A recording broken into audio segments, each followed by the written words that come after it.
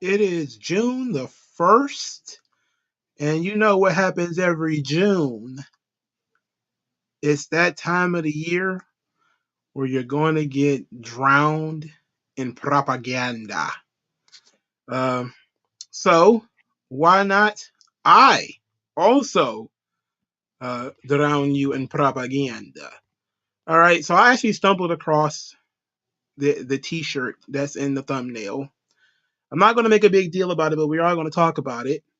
And then we have another pride themed subject.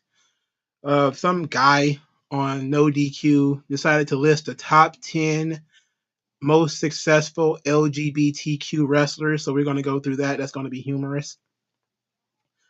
Then we're going to discuss another Mr. Tito's article. It's too much televised wrestling hurts AEW and WWE's attendance. I actually read this one. I very rarely like articles that I've read, but I actually enjoyed this one. And I have some things that I want to talk about, things that I think that he missed. So those are the main subjects. Of course, you guys will be able to pitch in for anything. We're going to talk about, I guess we could start with Alexa Bliss's pregnancy and what that might mean. But we're going to talk about that likely after the two subjects that I've already set up, or the two or three subjects. So, good day. How is everybody doing? Uh, and it ought to be an interesting time.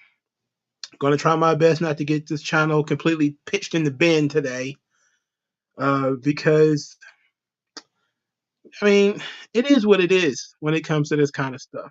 It is what it is. But I just think that it's become very fashionable. Well, let me say hello to my buds first. WG Field, AJ3, how y'all doing? I always appreciate you guys coming in. You guys almost always the first ones here. Thank you very much. Um, Before I always get into these LGBTQ or these racial discussions or whatever, I always must tell everybody I am a libertarian. I believe in individual rights, not collective rights. And I believe in judging people as individuals, not as a collective. That being said, I disagree very strongly with pride as a concept and its execution and pretty much everything about it. Because I don't believe pride has anything to do with gay people. I don't. I don't believe pride has anything to do with gay people. It's the same thing with pretty much most things. I mean, I was on uh was it the Barroom podcast last week with Society Reviews, and a lot of the subjects that they were talking about, of course, they kind of went back to the old, racial collectivism and this kind of stuff. And it's like I always look at things as in that's one way of looking at things, in terms of, somebody starts complaining about black women can't get enough movie roles. And I say, that's one way of looking at it. I always look at it in the terms of what is the person who is doing the speaking? Um, what does that mean? Okay.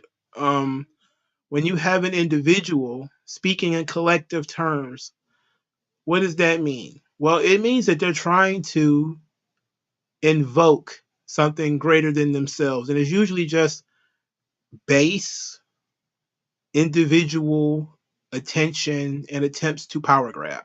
That's really what it boils down to. You know, in the subject of pride,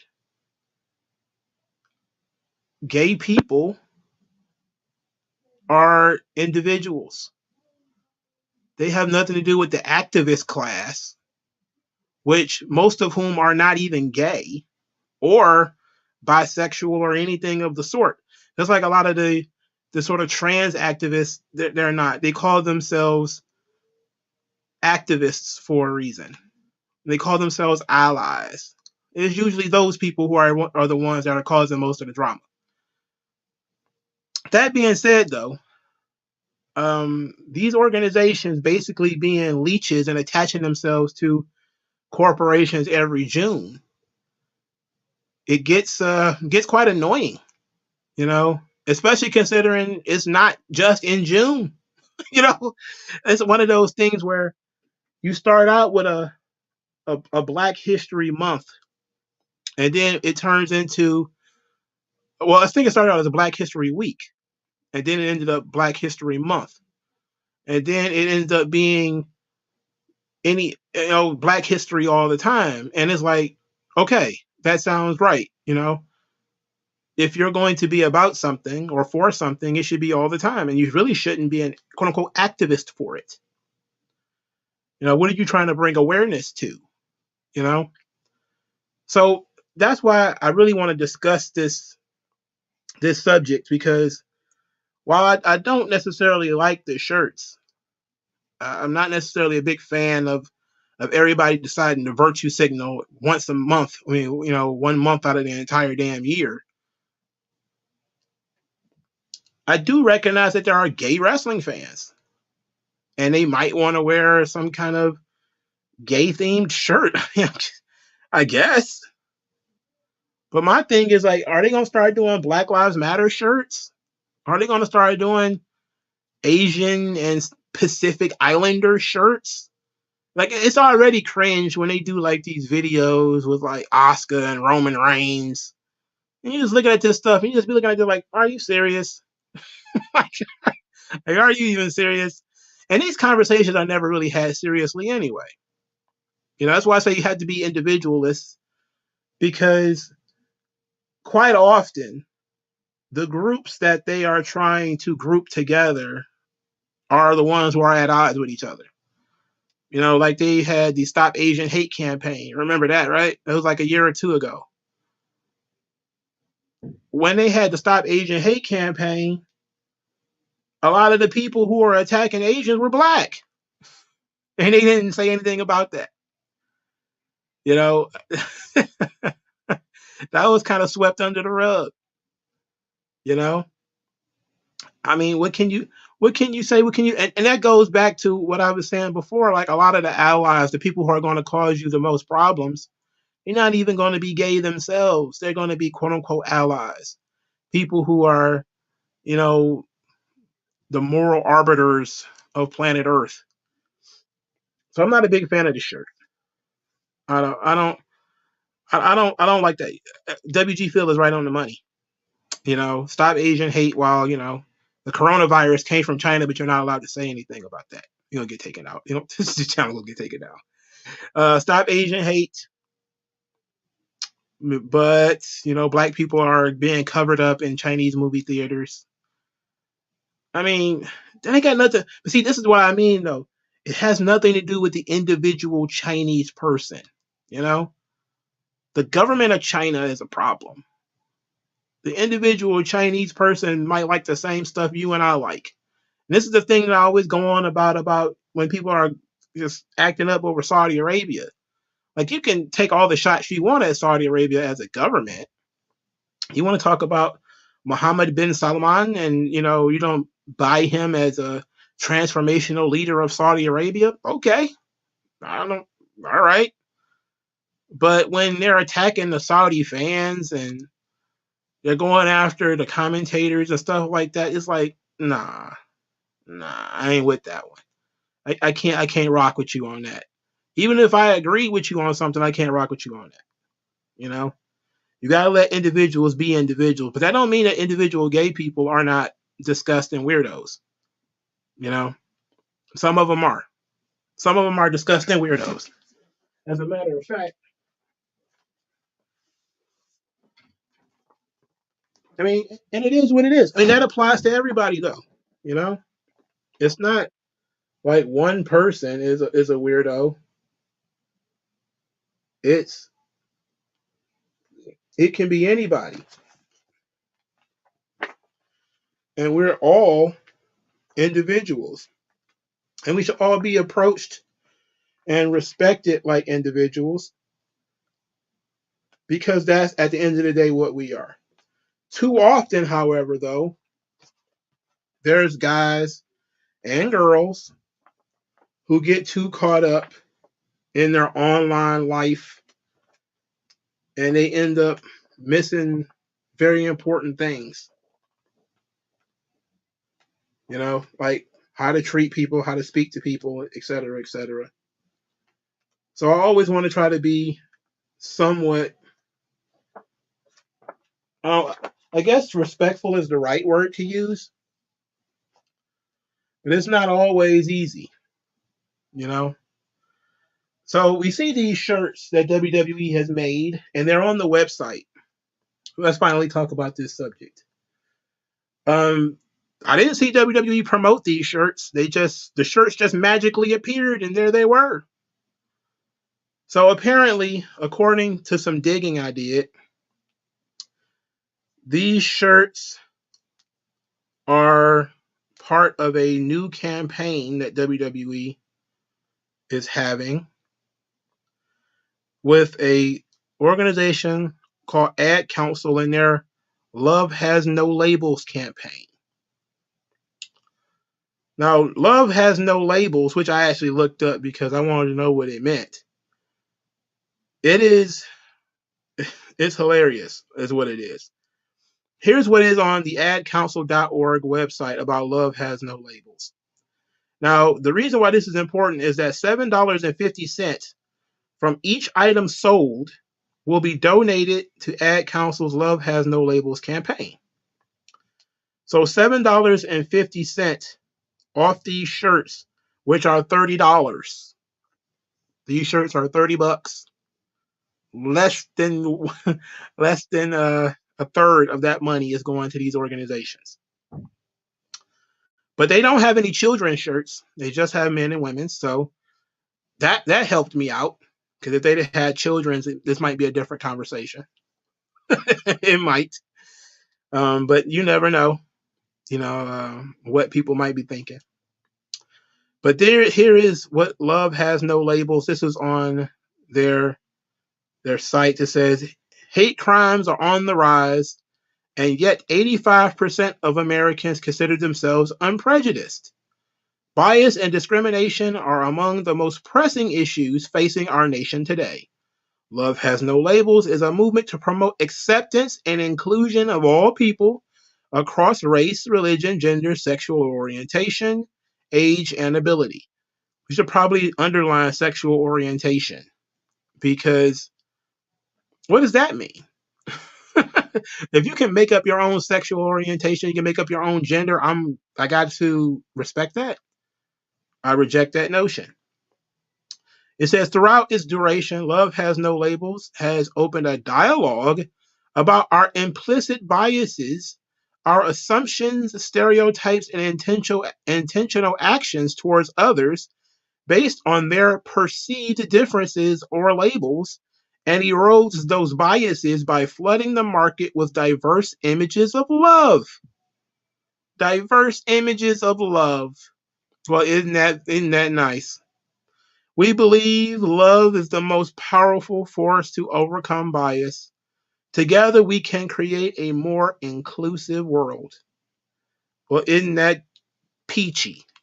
Isn't that just damn peachy? So if you click and you go to the site, there's a lot of love has no age, love has no disability, love has no gender, love has no race, love has no religion, love has no sexuality, and it is love has no sexuality. Love has no sexuality. It is two black men with a little black boy. And they put this on their website. I am going to put this in the community tab so people can see it for themselves. I'm going to. I'm, people don't think I'm making it up. Mongo, you're making it up. This is not true. It's look, why there are no children in any of these other shots. But when it comes to the gay men, there's a male child there. Interesting decision. if your plan is not to, uh, if you're trying to break up stereotypes, that's a little weird, don't you think? Oh, those are just his uncles. They're trying to tell you. Uh,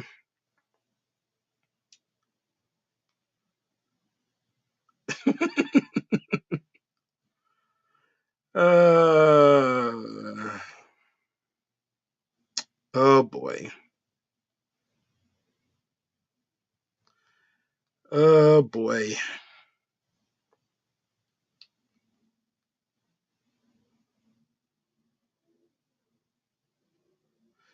So here we go. You know it's June. You know it's June. And you try to be nice. You try to cut people some slack. But then they go and do some stuff like this. And you're sitting back saying to yourself, how much of this am I really supposed to deal with? You know, how are we supposed to how are we supposed to live amongst people who act this way, who behave this way? You know, I don't understand it. And they have made black men the face of homosexuality. I just saw an article the other day that says that black males have a higher rate of homosexuality than white men do. I don't know if it's true or not. I honestly don't know. But they have made black males the face of this stuff. So to be questioning of homosexuality is almost the same as being racist. You know, it's a. I told you guys there was a book that was written that was being promoted online by people who were pro gay, LGBTQIAs, and the book is called Boy Wives and Female Husbands, Studies in African Homosexualities. This book is about pederasty. Pederasty is pedophilia. Okay. Here is what this is from the preface of that book. Trust me, I have not read this. But I did because I read part of this preface and realized I couldn't read anymore. That's why I always give credit to people like James Lindsay, even though I think he's a spurg. I think a lot of the people who spend a lot of time on this stuff are spurgs. Like you don't need to freak out about everything. But he has the stomach to read this stuff and I don't. Here is from the preface. It says, among the many myths Europeans have created about Africa, the myth that homosexuality is absent or incidental in African societies is one of the oldest and most enduring. For Europeans, Black Africans, of all the native peoples of the world, most epitomized, quote, primitive man. Such primitive man was supposed to be close to nature, ruled by instinct, and culturally unsophisticated. He had to be heterosexual. His sexual energies and outlets devoted exclusively to their, quote, natural purpose, biological reproduction. If Black Africans were the most primitive people in all of humanity, if they were indeed human, which some debated, they had to be the most heterosexual. The figures of natural and primitive man have proven indispensable in Western projects of self definition since the Greeks imagined non Greeks as darker, hairier, cruder, and more profligate than themselves as barbaros. The valuation of the primitive can be varied. The Sylvan, quote, wild man of medieval folk belief was a monster and widely feared. The noble savage of Rousseau and others was idealized natural man, was healthier, better adjusted, the bearer of wisdom. But in all cases, the primitive series the same function to highlight that which distinguishes Western culture by describing that which is not Western. So here is, I'm going to skip to the important part. It says belief and hope have confounded in reports of African homosexuality ever since. A century later, Sir Richard Burton, who had observed homosexual practices firsthand in the Near East and South Asia, gave Gibbon's wishful speculation credence, stating that the Negro race is mostly untainted by sodomy and tribalism. The boundaries of his so-called sodatic zone, that region where homosexuality was presumably indigenous, did not extend south of the Sahara of Africa. Yet others acknowledged that, quote, sodomy occurred in Africa, but claimed it was introduced by non-Africans, slave traders or Europeans, or by another African group. Even Bantu speakers claimed that pederasty was imported by the Nubians. The Sudanese blamed Turkish marauders, although such beliefs, it's in brackets. I'm trying to skip the brackets. It says such beliefs may tell us something about perceived ethnic boundaries. They cannot be relied on as evidence for the actual origins of transmission of cultural traits. So the people who live there, who say, you know what, we didn't have homosexuality until the white man showed up or until Arabs showed up. You can't believe those people. You can't listen to them. You can't, no, don't believe them. They just live there. So let's continue. It says, E. Evans Pritchard, one of the most widely respected authorities on indigenous African cultures, said nothing about male homosexuality in his classic 1937 study, Witchcraft, Oracles, and Magic Among the Zande. I read this, by the way. I read it in anthropology class. Nor did he mention homosexual relations among the Nuer of southern Sudan in his equally influential monograph of that people. Decades passed from the time of his fieldwork until he finally reported that he had learned about male homosexuality among the once fierce Azande of the northern Congo. In 1957, in a relative obscure journal and then more accessible venues in 1970-1971, he related how Azande routinely married boys who functioned as temporary wives. Their evidence of homosexuality in Africa are pedophiles marrying young boys. But we're supposed to take this seriously. Look, there's no doubt this is true. I've studied a lot of warrior cultures.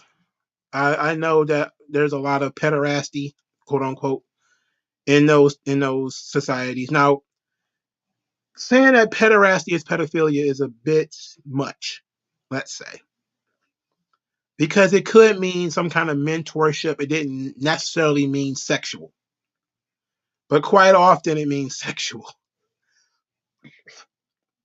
So when you go to WWE.com or WWE shop and you buy a t-shirt from from their Pride collection, the WWE Together collection, you're giving them $30. They're going to turn around and give $7.50 to Love Has No Labels, an organization that supposedly is all about inclusion. This site then has several slogans, which include pictures. One of the pictures is two black males with a young black, seemingly a black boy.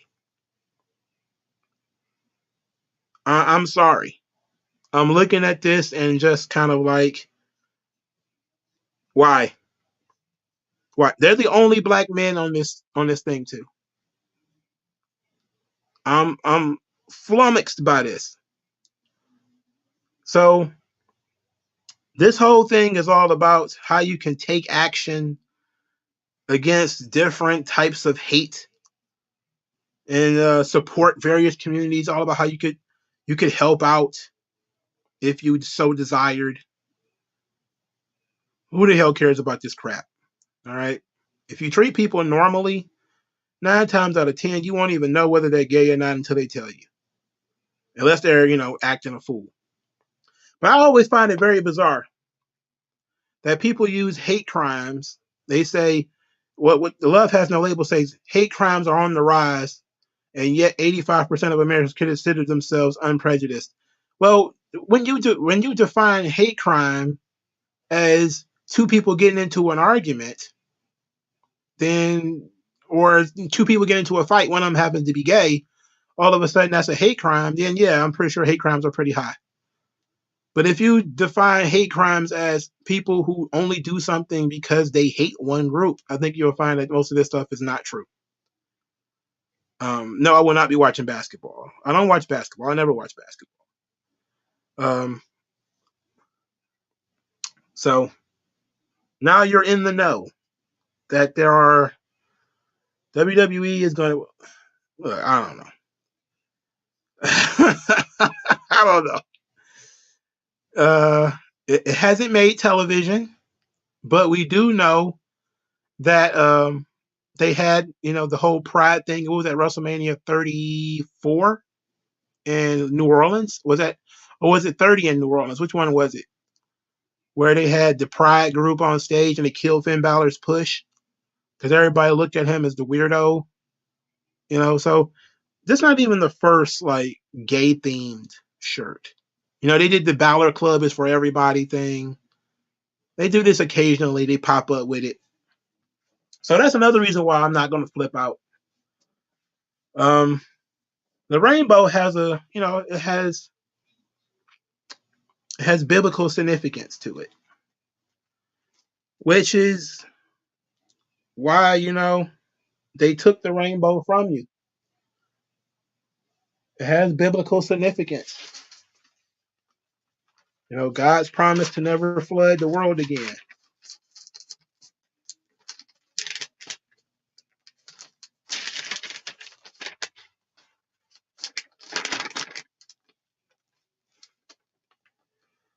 It is what it is, man. The question is, how are you going to take the rainbow back? What are you going to do to make the rainbow yours again? It's already replaced the flag of the United States. It is the flag of choice for Americans now. You can burn the American flag all day, but heavens to Betsy, you walk over the rainbow flag in your car, you might get a charge. What do you mean you was going to work and you decided to burn rubber on a pride flag that we strategically put at a stoplight, by the way? You're not allowed to do that. You're not allowed to do that. Look, again, I'm not a spurg. I don't care that WWE has, these gay themed gear. It's just the way of the world right now. It's just the way of the world. Well, the it was connected with leprechauns and all that kind of stuff when it comes to the Irish. I don't know if it was like an Irish thing or not. I'm not Irish. I don't know. But I know it's definitely a Christian. It's supposed to have Christian symbolism to it. But I mean, it is what it is. I disagree with the entire concept of pride. I think that it's awful.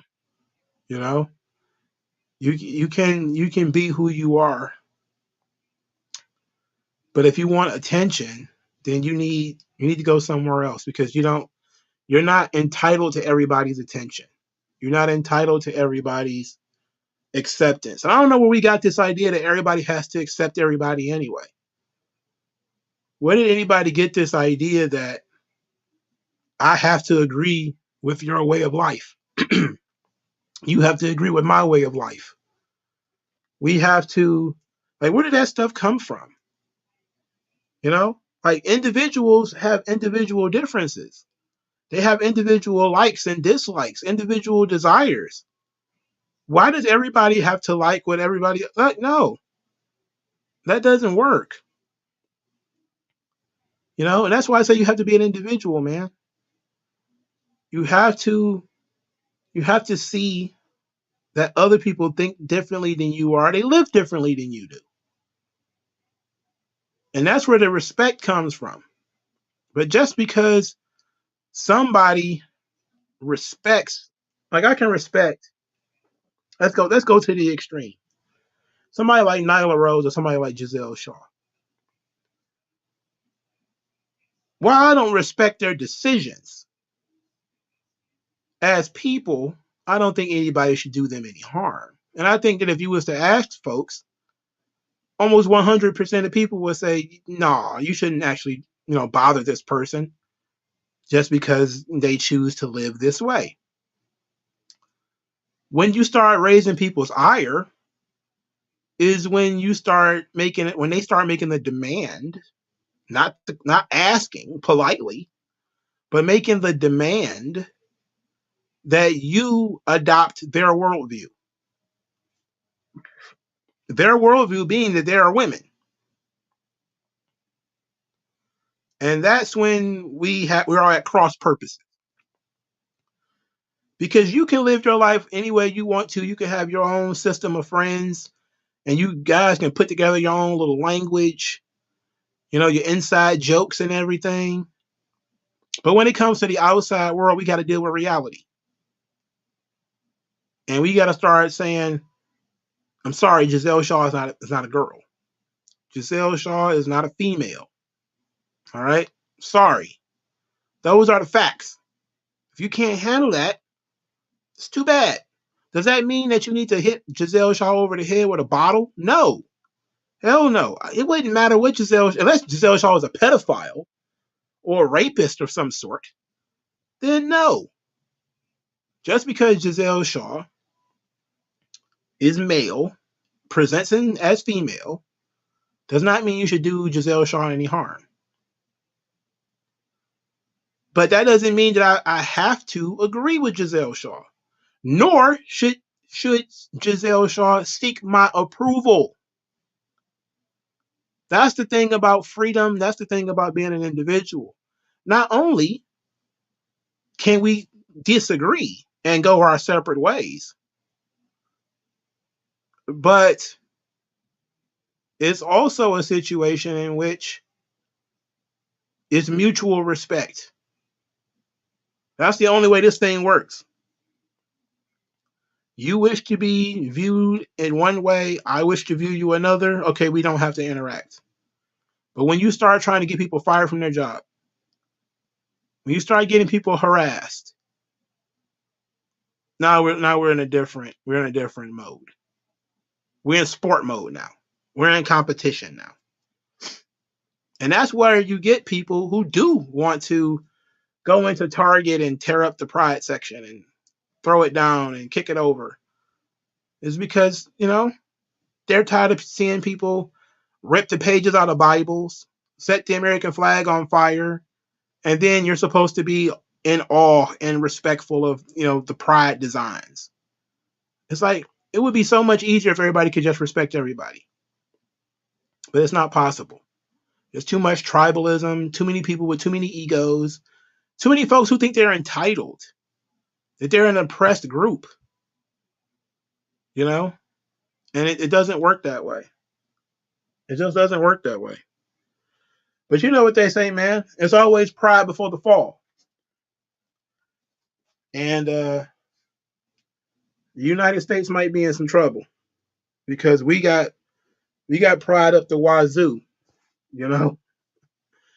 We got pride up the wazoo. So what are we gonna do about this? Nothing, except pretty much just allow our society to be overcome with this stuff. So welcome to June. It's about to be all up in your grill now. I wouldn't be surprised if there's going to be like Pride commercials on SmackDown or something like that, man. It's so exhausting. But I try not to be a spurk, so I'm not too concerned about it. What was that click about? Did I just get taken down off something? There was a little bit of a click there.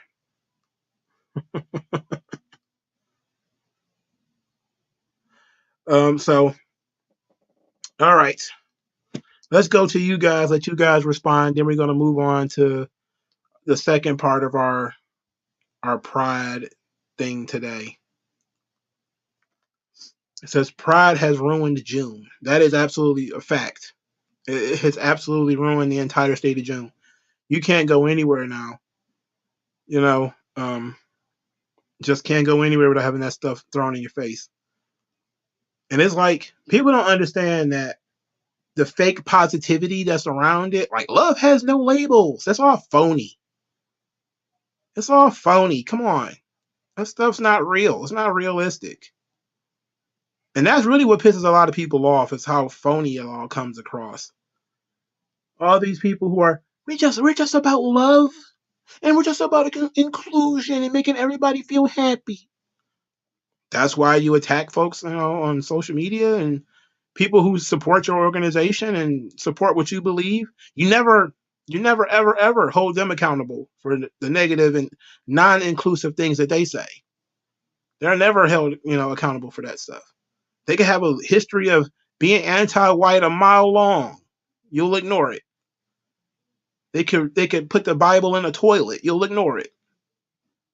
They could call women who want to have babies breeders. You'll ignore it. But you're supposed to be inclusive and it's supposed to be for everybody. But there are certain people that they can offend and certain people that they can't. That's why I don't like this stuff. And it's terrible and it's stupid. An inclusive Barbie doll, right? A doll that has no genitalia, and the only thing that tells you what Barbie sex are the breasts. So how does one make an inclusive Barbie doll? I don't understand. You'll give her a beard? Is that what you're gonna do? Boobs and a beard? I don't know, man. It's dumb. Uh, Obama ran for president is when it happened. It happened long before that. It was long before that. They were starting this whole stuff up in the 90s with the don't ask, don't tell, with the Matthew Shepard lie. There was a lot of stuff going on back then. Stonewall riots in the 60s, all kind of stuff. I know more about this stuff than I care to relay. WG Phil says, I'm curious what LGBT can consider incels because they both want to be entitled to love and acceptance, but only one is shamed for it. That's a good question. Wouldn't incels be well? They technically they're not asexual because they do have sexual attraction. They just can't get attention. So why aren't incels an oppressed group? That's what I want to know. Usually the guys who are incels, they may have physical problems, emotional problems, and we're talking about love has no disability or no doesn't have a certain look. Why is it that incels are shunned? Because some of them do have resentment towards women, but not all of them. Just like some women have resentment towards men, but not all of them. But it's okay for a woman to have resentment towards a man. It's weird, and that's why I say like this stuff is not real. It's not as all encompassing as they would have you believe. Are incels welcome at the Pride Parade? When they talk about the women who would rather bang the high school quarterback than them, are they welcome at the Pride Parade? Can they be proud incels? Well, they would be volcels at that point, right? Voluntary celibates. We're just gonna make stuff up, you know. No, society don't care about men. We already knew that. We already knew that. There was a shooting at a Christian school by a trans person, and they kind of swept that one under the rug, right? Ugh. TN Pyro says the Finn Pride stuff was bad. Glad I wasn't watching. I was watching it, and I knew that you could tell his push died right there. He really didn't go any further after that. He really fell into a hole at that point. AJ3 says, too bad Joe Gacy would have used this to add more layers to his character. The inclusion of this woke character they butchered. Yeah. Basically he's Target brand Bray Wyatt right now. Would have been nice for interesting piece of information. Jim Brown is rolling in his grave. Man, I think Jim Brown's been rolling around even when he was alive, just disgusted by this kind of thing. Vex Vino, this couldn't be Vince's doing. You know, I think the more Vince turned the company over to the kids and to the young people, you started seeing more of the Black Lives Matter, the Pride stuff, the LGBT organizations, and all that stuff. And that stuff started to happen when he started turning the company over to Stephanie. You know, that's when you started seeing a lot of the feminist crap, the women's revolution and all this kind of crap. I mean, we can't ask for WWE to be too different from the mainstream zeitgeist because that's how they've always maintained their relevance. They've always maintained their relevance by being a part of the mainstream zeitgeist, and this is just part of it. It's a marketing scheme, and everybody knows that. And that's another reason why this doesn't have anything to do with gay people. It's just a marketing gimmick. They just want to look good and be able to get tax breaks. Imagine if WWE was as against this sort of stuff as UFC is, because they're about to be one company now, and UFC doesn't do like Pride themed crap. The only Pride they respect is the company they bought, called Pride FC. If WWE was as hardcore as UFC, they probably would lose a lot of sponsors. They probably wouldn't even be able to run half the arenas that they run. They probably lose a lot more than UFC would, if we're being honest. It just doesn't work that way anymore. WG Phil says, I don't see why WWE is pandering when these guys were trying to cancel Vince last year, calling him an Istaphobe when Vince's best friend was gay. Again, that's the weird thing. That's why, when they say that people are racist or whatever, you kind of have to shrug, because sometimes the people that they say are racist or whatever, they are actively doing things that don't make sense. Colin Kaepernick's parents were called racists. They raised a black boy. Like, why would a racist raise a black boy? Why would a man who is a homophobe have a gay friend? I think they have gotten so deep into their everybody is biased bag that they think that you will socialize with people that you hate, that you would lay down and have sex with people that you hate, that you will, like there's some people who are in the closet, sure. They put on their homophobia and they're really gay themselves. I get that. But if a dude has a gay best friend and he doesn't need to have a gay best friend, trust me, he's not a homophobe. Guys, Eminem, he said the N-word. He's surrounded by black people. All of those black people are his friends. I tend to believe that he just got mad and said the N-word, and he's not really a racist. Otherwise, why would all these black people be hanging around with him? Most of them are his childhood friends, by the way. It's not like they all came around once he started making millions of dollars. Like, no, these guys were the guys he was rapping with when he was dead broke. They're the same people that's with him now. They know who he truly is. They know who he truly is. They know how he thinks and everything. I tend to buy into that sort of thing. Some people know you better than I do. I can have my own formulation and my own ideas about who you are and what you do, but I don't know you, So it is what it is. It's just very strange. It's just very strange stuff. WG Phil says people are LGBT are not the problem. It's the movement who don't check their members. Like, what's bad about the anti-grooming bills, but they say straights are. That's something we're going to address in a few minutes. The anti-LGBT laws, supposedly. We're going to talk about that. Uh, WG Field says even Asians in the States don't like other Asian nationalities. Hell, even Asians in other countries don't like other Asians. The Japanese don't want no Koreans in their country. They don't want no Vietnamese in their country. The Chinese still make movies about, when the Japanese invaded and raped all these women and stuff. They have their own history. These things are not.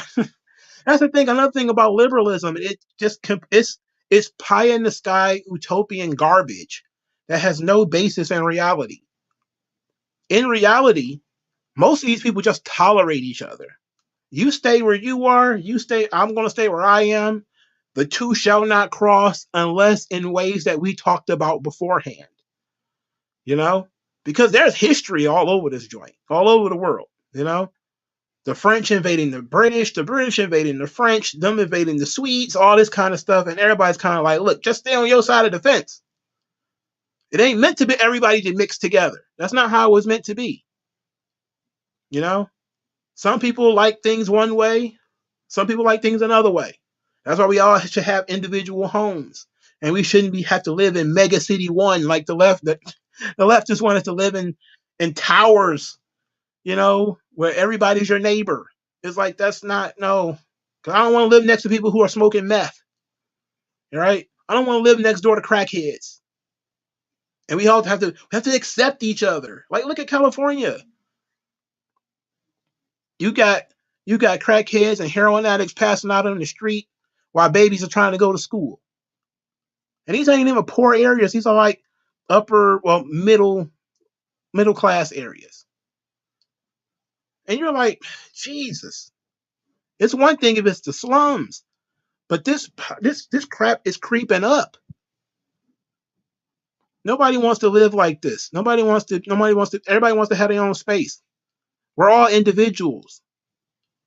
Why the hell would I want to be with somebody and have my individuality diminished? Japan is for the Japanese. They're going to have the government and the way of life that they want. The Indians are for the Indians for the Indians. They're going to have the government and the attitude the way that they want.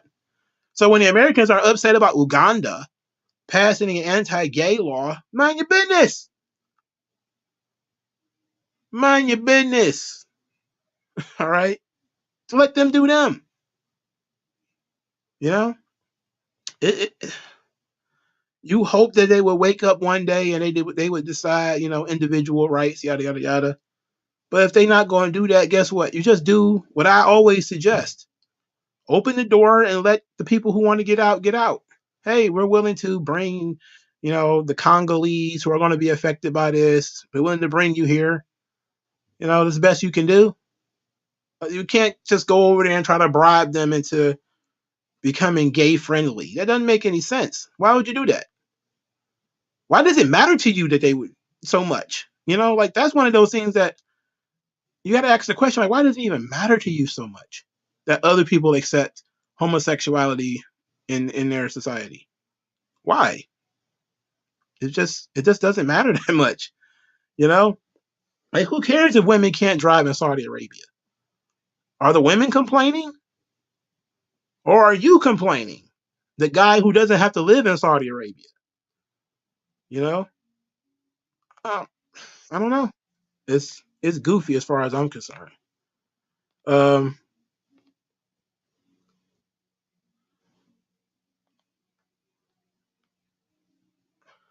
TLD says, "What's my view on EGI scores?" I'm guessing you mean ESG scores.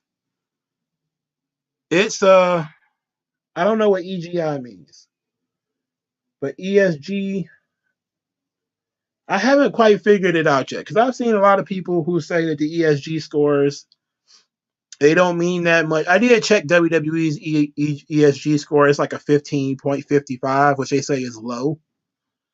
Um, I don't know what that means, because I haven't sat down and combed through what ESG stands for and everything. So I can't give you a straight up answer about that. But I think that when things other than how to make a profit is governing how you run your country and your company, you are definitely doing something that should be considered wrong, because you're running your company for the benefit of the shareholders, and that's what tells you that this whole thing is just marketing gimmick, because the shareholders aren't like fighting against it. Even though it loses money, you know, like the whole Bud Light thing and the Target stuff.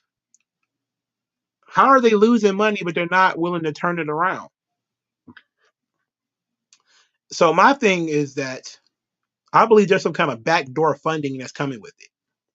This is a conspiracy theory that I have. I believe somebody is funding this stuff backdoor. So I look at it like a two-way street. I'm looking at it saying to myself, perhaps not only are these companies giving money to like GLAAD and all these organizations, but I wouldn't be surprised if like GLAAD isn't giving them money too. I wouldn't be surprised if there's not some kind of backdoor deal where they'll buy like merchandise or tickets or whatever the case may be in order to make things look good. Otherwise, these companies wouldn't be doing this stuff. There's got to be some kind of profit motive in there somewhere. All right. It's not just purely for attention. It's got to be something in there somewhere where these companies are getting something out of it. Remember AEW's Black Lives Matter rap album? Yeah, whatever happened to that thing? Did it come out? did it ever come out? Let's move on to this next subject real quick, because I already been here on this subject too long. Environmental, social, and corporate governance. Yeah. The female-led office that they're developing in the federal government. That's a good way to really screw up everything. Look, man, like I said, all these group-based programs and the Congressional Black Caucus and all this kind of stuff is going to destroy the United States. And the founders knew that. They said we need to be careful about factions in the United States. And that's what we have right now. We have a lot of factions. So it's a weird thing. All right. Let's go into this article. It says the top 10 most successful LGBTQ plus wrestlers of all time from Top 5 Wrestling. Happy Pride Month. Like any industry, pro wrestling is peppered with exceptional talents who identify with the LGBTQ community. They should stop shoving this woke agenda down our throats, some closed-minded bigot. See, that's the thing. You can't disagree with anybody without being a closed-minded bigot. But you're so inclusive. You're so inclusive. There's not a gay agenda, for one. It's not. So GLAAD doesn't push a gay agenda? Why is GLAAD keeping track of how many gay characters appear in movies if there's no gay agenda?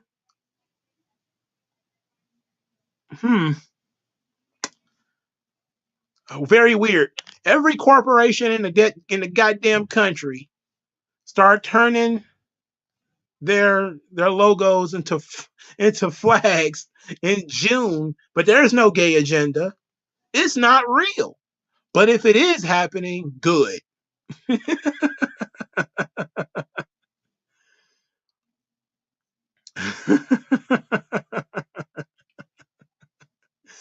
This is why you can't. This stuff makes it very difficult to live together because you're denying reality.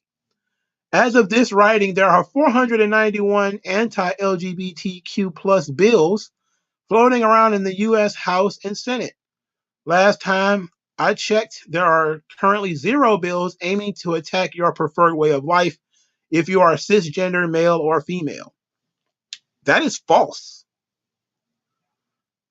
There are 491 bills that you describe as anti-LGBTQ because you are very liberally deciding what is anti-LGBTQ. Things that say that we don't want children at drag shows is not anti-gay. It's anti-children at drag shows. whether those drag shows are heterosexual or homosexual. And most of those laws, because remember, I did a video on this, most of those laws, the way that they're written, they don't want children in areas where people are going to be getting naked or participating in what they consider to be adult activities. We already don't allow children around, like, alcohol. You can't let kids in the bar. Is that an anti-LGBTQ bill? Because we can't have kids in a bar? But the drag shows are 90 times where they were in bars. Now they'll start taking them into the schools, which is a problem because they came from the bar. All right. You used to have your own little gay bar where you could, do whatever you wanted in there and nobody cared. But now you decided what's going on in the gay bar needs to go happen in the school too. And everybody's like, no, you can't do this in the library. We're not going to not going to let it happen. And all of a sudden, you're anti-LGBTQ. Kiss my ass. Kiss my ass. Here it is. In other words, kindly shut up. The LGBTQ community and its allies are going to keep speaking out until we are no longer under attack. Hence why Pride Month is so important and why this article exists. Pride Month is important because you're under attack. I'm pretty sure the Jews, when they were in Germany, they wanted to run around and have a parade to show Hitler where all the Jews were, because they were under real attack. When the Tutsis were going around getting killed, I believe, if I remember correctly, it was the Tutsis that was being killed in Rwanda, right? They weren't in the middle of the street like, we are Tutsis, leave us alone, we are Tutsis. No, they were in hiding. They were hiding in the bush. Jews were hiding under the floorboards of Nazi homes. They were trying to get away from these Nazis. They weren't out here trying to. And matter of fact, the Nazis wanted you to be known. They were labeling you when you were a target. They were the ones putting the target on you. You're a Jew. Here's your yellow star. Here's your tattoo. So we'll know who you are. You can't hide. So if you're outside in the middle of the street talking about pride, you ain't in no danger. Because if you really were in danger, you wouldn't behave that way. This whole thing is a farce. It's a farce. It's a joke. I'm not going to read this whole article. I just wanted to read that part. They mentioned it has some honorable mentions. We're going to skip those. This has a controversial mention is Pat Patterson. They mentioned the Ring Boy scandal. We're not going to go into that. We're going to relitigate the whole Pat Patterson thing. So here's the top 10 most successful LGBTQ acts. Number 10 is Giselle Shaw. What a joke. Number 9 is AC Mack. I don't have no idea who this guy is. He's black, and I'm guessing he's some kind of gay. Yeah, he is gay. Okay. Number 8 is Speedball Mike Bailey. Speedball Mike Bailey is gay, apparently. I didn't know that. I thought he was just Canadian. Oh, wait a minute. He's not gay. Bailey, like his wife Veta, identifies as non-binary. Oh me, oh my. This is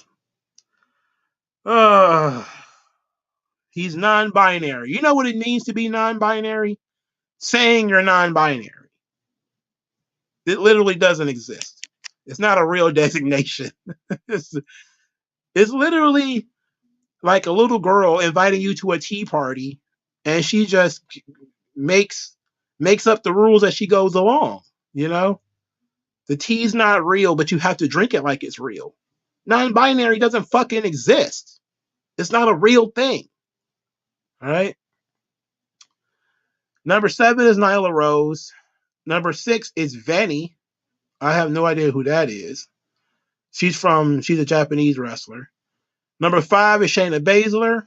Number 4 is Fred Rosser. Number 3 is Mercedes Martinez. Number 2 is Saraya.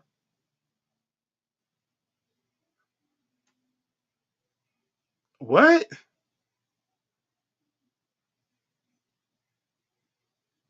What? Wait a minute. What? Oh, Soraya identifies as bisexual. Oh, oh, she identifies as bisexual, as in two sexual, as in she had sex with two men at one time. Soraya is bisexual. Oh, really? Isn't that nice? And number one is Tony Storm, who's married to a man, by the way. So what kind of? Oh, she's bisexual too. Oh, really? This is what a joke. What a joke.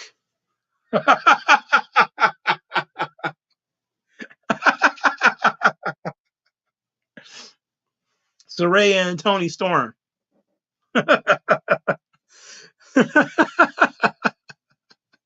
They identify. You can't confirm it. You can. I identify as bisexual. Have you ever dated a woman? No, but I would. It's like, come on. Like, come on. Fashionable white woman syndrome, dog. That whole non-binary thing is a goddamn joke. That's hilarious, bro. That's hilarious, bro. Uh, I'm sorry, you can't call Speedball Mike Bailey he. If you're a non-binary, that means you're a they them. Isn't that what that means? We are at perpetually a little girl's tea party where she's just making up the rules as she goes along. So we don't know if we're drinking chamomile tea today, green tea, vanilla, if we can have milk or not. We don't know what's going on. Is there honey in this? Maybe it's chilled and it's lemon. I don't know. We're just living in the fantasy world of children where we can make up things as we go along. Because why not?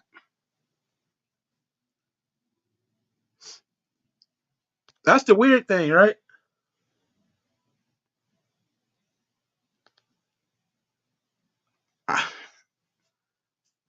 The LGBTQ, like, I guarantee you, like, I blocked Pride and all that kind of stuff years ago from my Twitter feed. But all you need to do is pay attention to everybody who all of a sudden is pro LGBTQ, but it's a perpetual victimhood narrative.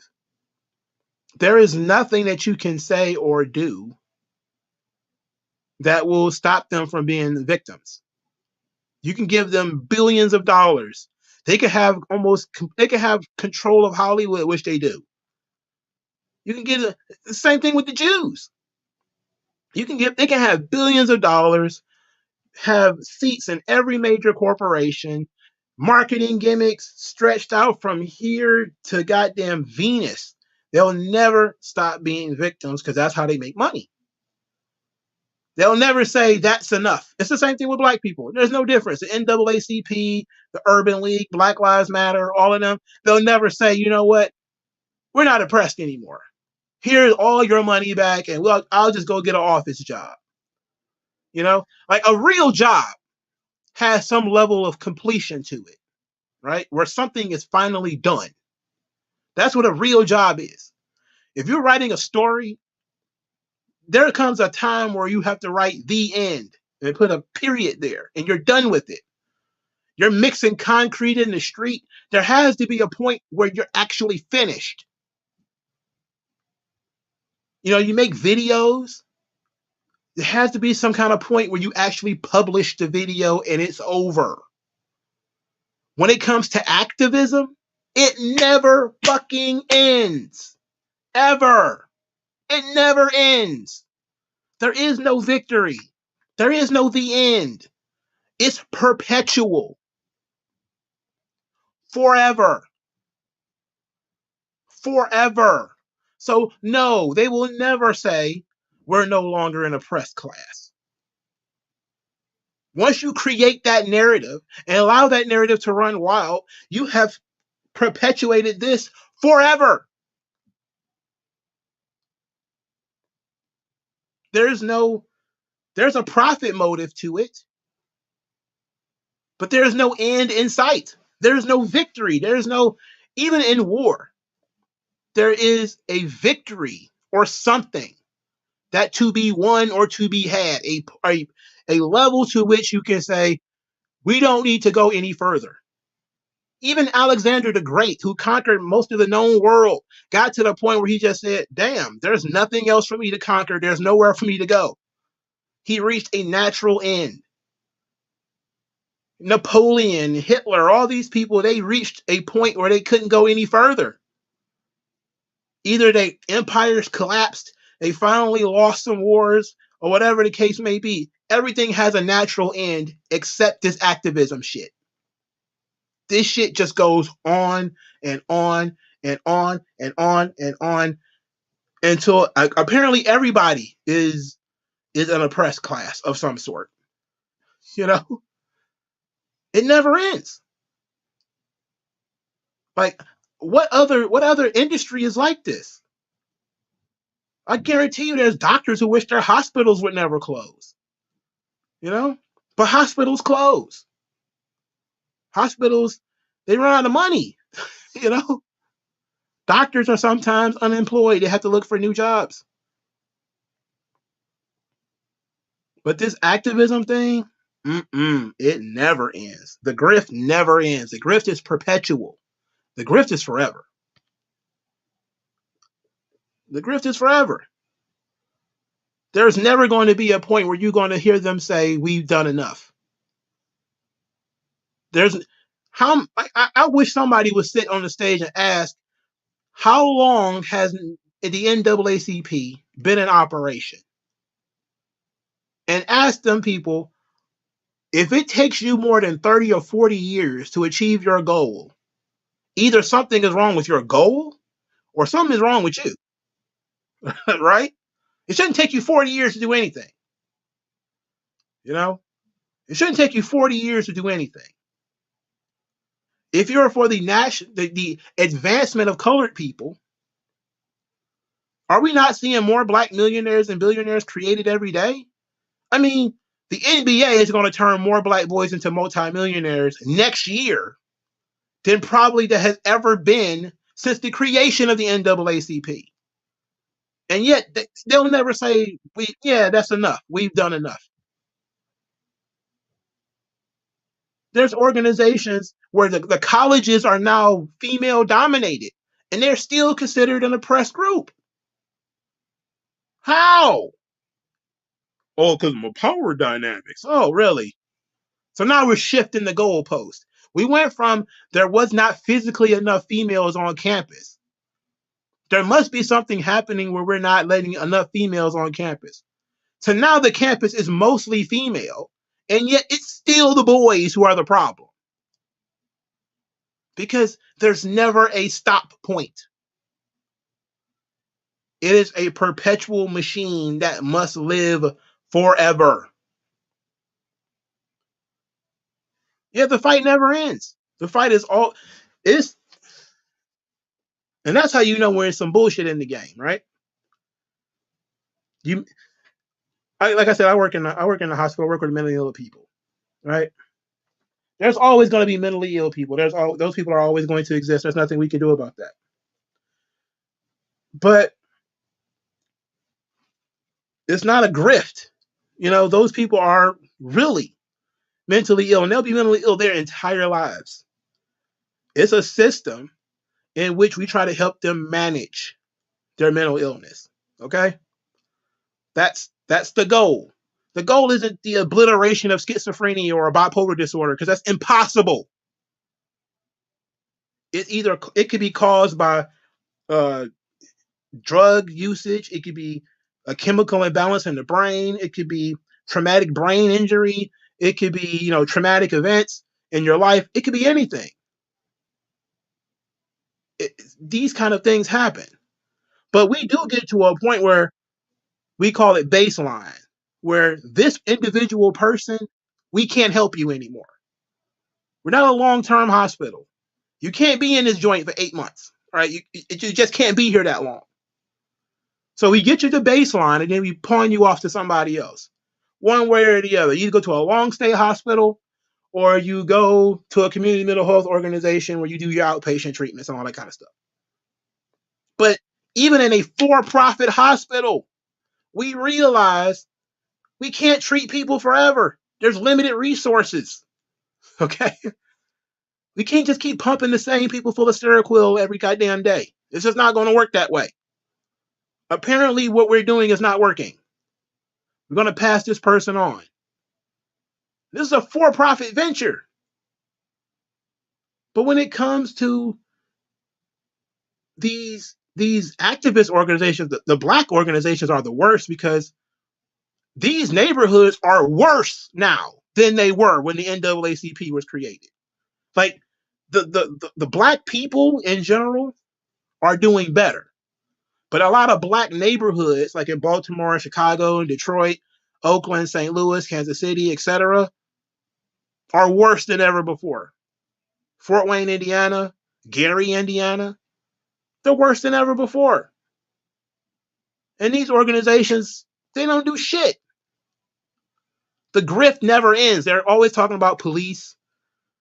Now they're arguing about some white woman on a bike. Like, who gives a fuck about that? Who cares about a white woman arguing with these dudes over a bike? That's not a national news story. But the grift continues. We're so oppressed. We can't even use the bike sharing. Like, oh, come on. I'll put my...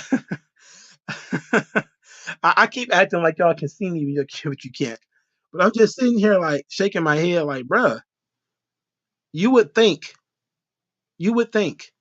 people would catch on at some point that the grift is never ending. The grift, it merely takes on a new form. And the grifts are taking on quite a few forms. That's why, when people talk about Black Lives Matter being dead, look, I'm not concerned about that.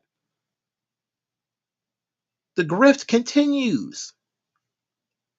It'll just take on a new form. The NAACP has been old hat since the 50s. It's still around, though. It's been old hat since the 50s. When all the younger organizations took over. CORE. Was it CORE? Then it was the Black Panther Party. Then it's the Rainbow Coalition. Jesse Jackson and all his people. Then it was Al Sharpton and all his people. Then it was like the Nation of Islam and the Black. The grift just continues. The NAACP has been around over 100 years. It's not over, is it? I would really wish if somebody could sit there and say that black people have not prospered in 100 years. If that's the case, you need to shut your organization down. Either one or two things. Either A, you are so ineffective that in 100 years you still have not made an effect, you should shut down. Period. Two, if black people have prospered over 100 years, then you're no longer needed and you need to shut down. Either way it goes, the NAACP shouldn't continue to exist. But y'all don't hear me though. Let's talk about some wrestling. Enough about this garbage. I don't care about this pride and all this shit. I don't care about that shit. Alexa Bliss is pregnant, which is hilarious because she's been sitting at home for months. So something tells me she probably planned this baby. And then WWE extended her contract, which is very suspicious. Something tells me they knew she was probably going to get pregnant, and they decided not to use her. Maybe she asked for some time off in order to do this on purpose. And the whole thing with women in WWE, like 2 women have gotten pregnant every year for the last couple of years. There's been there's been quite a few pregnancies lately. I'm happy that Alexa is a heterosexual. and she's engaging in heterosexuality. I'm surprised she's not being punished for that. How dare you be heterosexual in our society?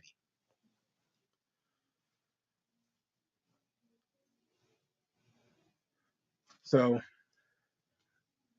I don't know. She's in her 30s, isn't she? It's about that time. Baby girl, she's getting up there in age. So it's about time. And I'm glad that she, settled down and she's gonna have a baby or whatever. She needs to be off TV for a little while anyway, because Alexa Bliss is one of those people that was always perpetually overexposed. Kind of how Charlotte was, kind of how AJ Lee was. Where a woman is overexposed, there's nothing worse. She needed to go away for a while.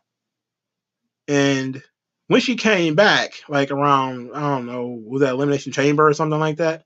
They could have used her better, but she needed to go away for a while because she was overexposed. You know, could have been Murphy, dog. Murphy just keep taking L's, don't he? Murphy just keep taking L's. Poor fella. That poor fella. He keep taking these L's. But we needed a break from her, and like we actually going to get it, which is good. I'm not mad at that. Hopefully, her child is healthy and everything works out for her. Yeah, Bailey has been overexposed for a little while too. Um, I don't.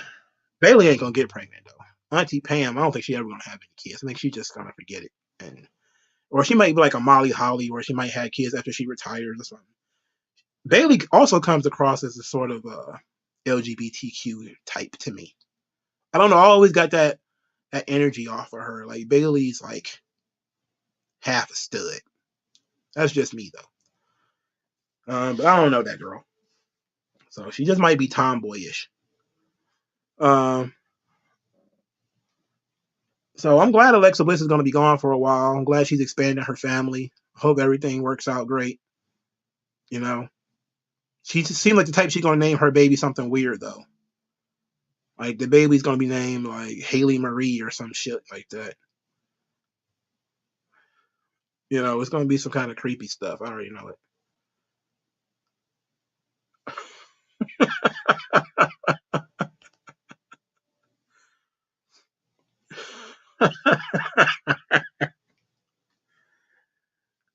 Bailey be acting like she lives in Saudi Arabia. She be covered up everywhere, man. She be wrapped up tight. You be like, what is going on? But then again, she wears like a little something, and then her butt is all over the internet. And that's why I think she kind of got that stud energy because she comes across like she drinks a lot. Um, like she comes like a low key party girl, you know, low key party girl. Like she might be fun to hang around. Um, I heard about the Jim Ross AEW thing because I heard him call somebody stupid, and then they took him off commentary. But I got two different versions of events of what happened. One is that his coffee cup was knocked over. Second, it was that there is a metal bar in the announcer's table, and if you hit that table, the bar hits their shins, and that when people kept hitting that table, they kept hitting his shins, and he got pissed and kind of left. But I haven't heard anybody uh, confirm or deny either of those things. But yeah, there's quite a few people that are upset with Jim Ross right now too. Very upsetting, you know. But isn't Alexa Bliss like the third girl to get pregnant this year? Because Carmella, she's been pregnant twice this year, I think, right? She had a she had a not an ectopic pregnancy, and then she got pregnant for reals. Now Alexa's pregnant. Wasn't somebody else pregnant this year so far? I know last year it was Lacey Evans and Sarah Logan. Sarah Logan she got pregnant right before she got fired. So she got pregnant the same year that Becky Lynch got pregnant, and the same year that Ronda got pregnant. So three got pregnant in 2020. Somebody got pregnant in 2021, but I don't remember who it was. And I think two got pregnant in 2022, and there's two that got pregnant this year. Oh yeah, Cassie. She working in Impact at the time, so it don't count. So it was but I know Becky, Ronda, and somebody else got pregnant in 2020. Um, hmm, who was it? But it was Lacey Evans in either 2021 or 2022. I think it was 2021 when Lacey Evans got pregnant because we were still in the Thunderdome. And then, oh, it was Candice LeRae. So it was Candice LeRae, yeah. And then she got pregnant and then she disappeared for a while. I think they said her contract expired, but no, she was just pregnant. Stone Mexican guy says Bailey, the girl who grew up not being pretty, so she got a body and doesn't know how to handle being wanted. That's a good analysis. That's a very good analysis. You know, all of a sudden she started to develop and was like, oh my god, these boys. But that girl got to be like in her 30s now. You know, like she got to be used to it by now. I mean, Jesus. Bailey know what she doing. Bailey know what she doing. She knows what's going on. Lacey was in 2021. Yeah, it was early 2021 when Lacey got pregnant. And then I believe Candice LeRae got pregnant in late 2021 or early 2022. Whoa. I think Rhonda got pregnant during the pandemic too, right? Or she had her baby during the pandemic. I'm trying to remember. It's just been a rash of women getting pregnant. You know, it's just been a rash of them. And there's not much you could do about that. You know, not only because they're independent contractors, but it's, well, thankfully they wasn't. I think most of these women they weren't using them anyway. Like Becky took advantage of the Thunderdome, you know, so that was smart on her part. And she said she came out and admitted her and Seth set this up. They found that it was the right time because they had so much downtime. They went ahead and did it while during the pandemic. So that was smart.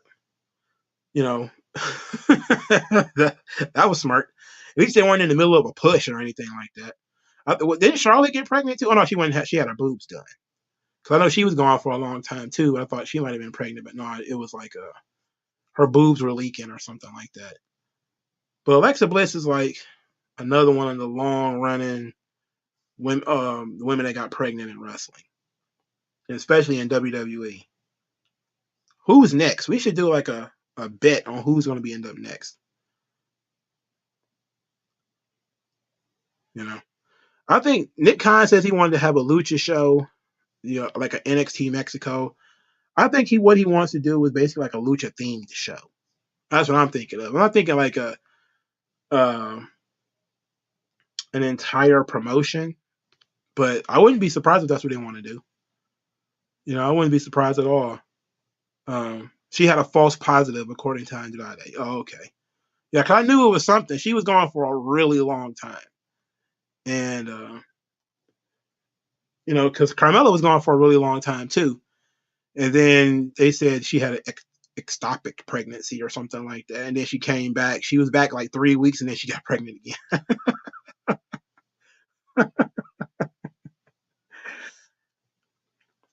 These chicks in their 30s though, man. Like Carmella's in her 30s. Got it. There's no better time to do it. You should have did it earlier. We're being honest. Um, Dana Brooke gonna get pregnant just to stop from getting fired because she could be going fishing soon. I bet.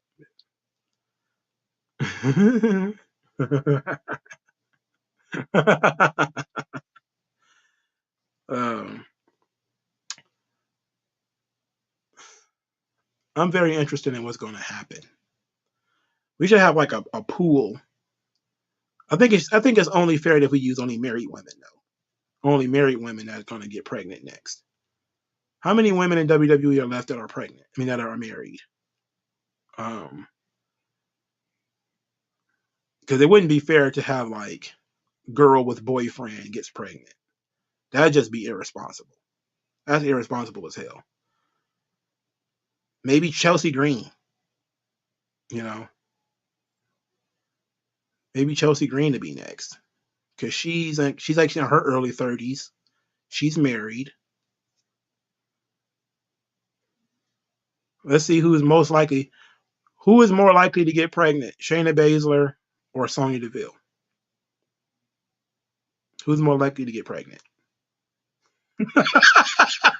How's that for Pride Day, right? Pride Month. uh, and man, look, shh, and Nikita Lyons bits, man, man. All right, we're gonna finish strong with this Mr. Tito article. Allison Kay doesn't work for WWE. She still looks like Peg Bundy too. I saw her in person. Man, she looked like Peg Bundy. She should have never did that cosplay. Now that she did it, I can't unsee it. There's no way on earth Shayna Baszler is going to get pregnant. I think it would gross her out the idea that she could get pregnant. But I could definitely see Sonya Deville being like, the brat or whatever. Like, let me try this out. Peggy Bundy was so annoying. She was super annoying. Oh yeah, Dakota Kai she's gay too, right? Interesting. Interesting information. A lot of tomboys in WWE, but I'm not surprised by that. Tegan Knox is also gay. Yeah. Hmm. Well, I'm not surprised by the tomboyishness of them. I'm not surprised by them being gay either. Why is she still here? Are they going to do anything with her or no? I don't know. Mia Yim. I mean, look at Keith Lee for Christ's sake. He needs to have as many kids as he can before he kicks over. He'll end up fucking kicking up dust in a minute. That's an old man, dog. That dude about my age, and I don't got all them grades. I don't got none of that stuff. I don't know why he's so great like that. That's the thing that keep bothering me about it. Like, dude, I think me and Keith Lee are like a couple of months apart. Let me see how old he is. Um, let's see. If he was born in '84, then we should be around the same age. He was born in November of '84. Just a few months older than he is, and dude's head like a cotton ball. I don't got none of them grays. I don't got none of them grays. If I see a gray hair though, I do tend to freak out. But I don't got none of them. I don't got none of them grays, man. Turn heel. She had to be on TV first in order to turn heel. He was dyeing it, and that's what he said that he wanted to just let it gray. I don't know who told him that was a good idea, but apparently he was gray for a while now, and he's been dyeing it. That's like Drew McIntyre dyes his hair too, and his beard, because his hair is like really like I think a natural brownish color. Like when he first came in, that was a natural hair color, I think. I don't know why they had Drew McIntyre dye his hair. It's not necessary. I like the brown shit. Make him look different.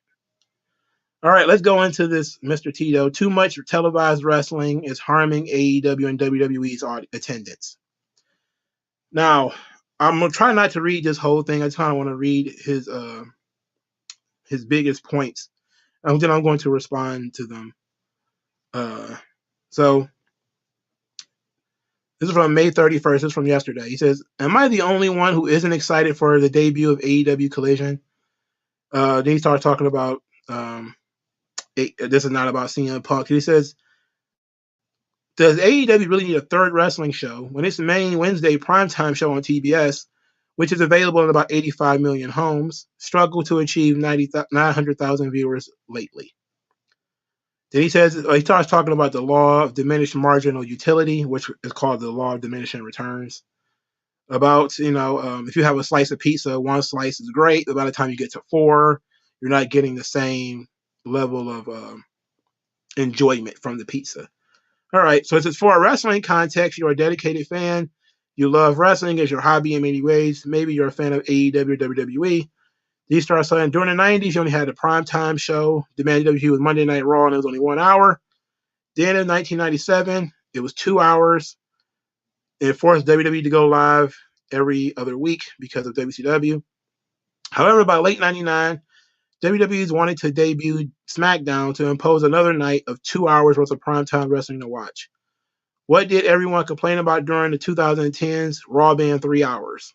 Then we're going to skip. And he says AEW, there are still a new company that was created in 2019. Instead of focusing on making Dynamite better, they're wanting to expand their new empire to create a required viewing for Wednesday, Friday, and Saturday nights for 2 hours each. Well, it's unfair. I think Rampage is only 1 hour. So they said if you're a dedicated fan who tries to watch AEW and WWE, it says Sunday, possibly a pay-per-view. Monday, Raw for 3 hours. Tuesday, NXT for 2 hours. Wednesday, Dynamite for 2 hours. Thursday, actual day off, but you can watch Impact if you choose. You can also watch Ring of Honor that day too. Friday, SmackDown for 2 hours. AEW Rampage for 2 hours. AEW Rampage is only 1 hour. And on Fridays, Ring of Honor has their pay-per-views on Fridays typically. And I think Impact sometimes has pay-per-views on Fridays.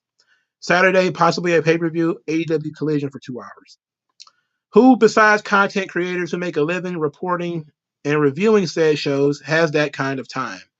You are asking too much of your wrestling fan base to not just give up their money, but their time as well. Furthermore, if the quality isn't there per the awful AEW and WWE creative teams, burnout of wrestling fans will set in. Hence why TV viewership has declined over the last 10 years from 4 million to 2 million on its best night.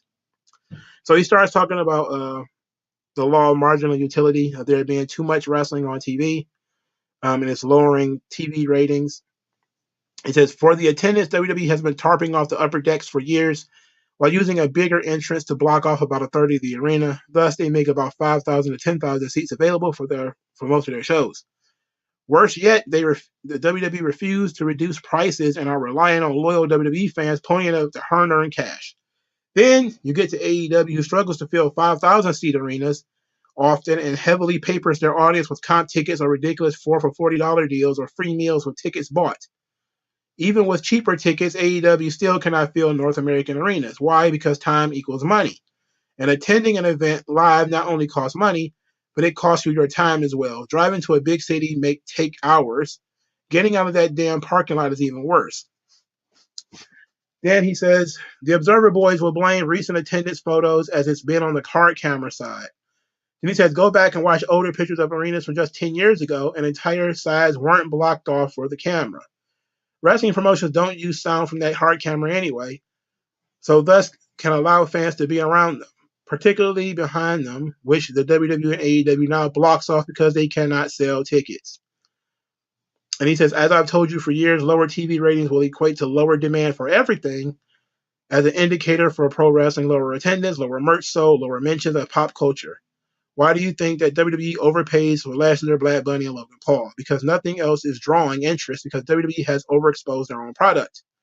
What happened in Wembley will prove to be a one-time thing, as repeat attempts to draw in England for AEW will be much, much less.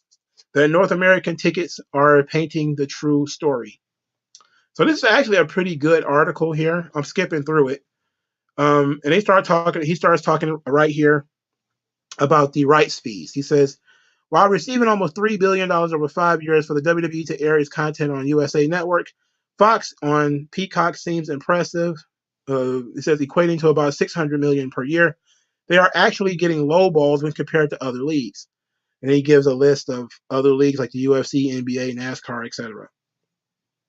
Says when you look at things for WWE, they are pumping way more content out than their lower money than these other companies.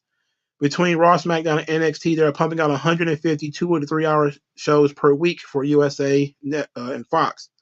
That is astounding compared to UFC, who only has 30 events on ESPN to earn their money, while the other leagues have off seasons. He says, you cannot tell me WWE is more popular than it ever has been when the numbers do not indicate that. The hilarious part is WWE actually outdraws Major League Baseball, NASCAR, NHL, NBA, UFC on viewership per show, but their value deemed to be much lower by television networks and sponsors. But again, if WWE drew 4 million on cable TV as they did through 2015, their TV deals would be much larger than they see today. I believe that there's too much wrestling content out there right now, and both WWE and AEW aren't pumping out the quality to make sitting through 2 to 3 hours compelling on a weekly basis. By giving us too much weaker content, they are doing long-term damage to the companies and won't realize until cable or satellite TV channel drives up.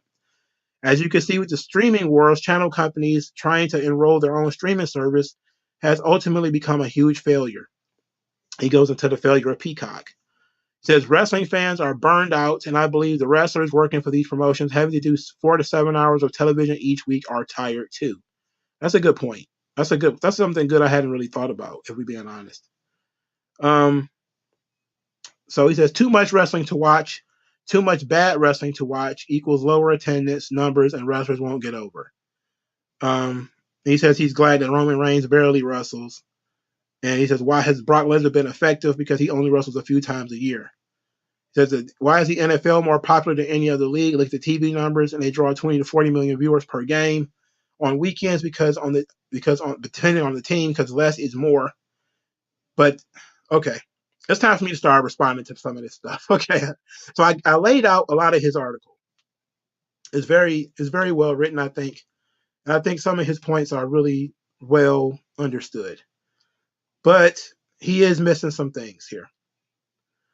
One of the things that he's missing out on in terms of attendance is you have to think about the economy.